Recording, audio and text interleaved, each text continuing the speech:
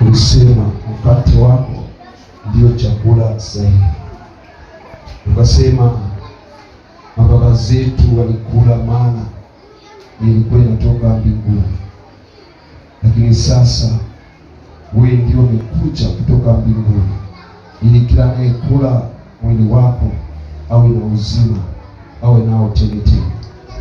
Bwana Yesu, ulipokuwa hapa duniani katika mwili, ulichukua mwili wa mwanadamu. Mwili wa mwanadamu ulikuwa unaathirika na magonjwa, ulikuwa unapigwa, lakini mwili wako Bwana ulikuwa kamili, kwa maana ulikuwa Mungu. Mwili wako Bwana hakuna siku uligonjeka. Mwili wako hakuna siku ulikosa figo. Mwili wako hakuna siku mapafu yaliumia. Mwili wako Bwana hakuna siku ulikuwa na matatizo.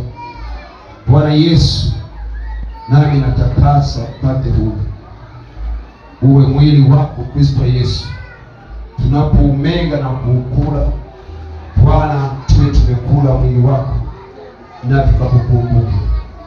Na iwapo kuna mmoja wetu mahali hapa, awe mkubwa au mdogo, Bwana, akiwa na sehemu inayouma ya mwili wako Bwana, tukapoula basi naomba huo mwili wako uweze kupokea uponyaji, ukaweze kujengeka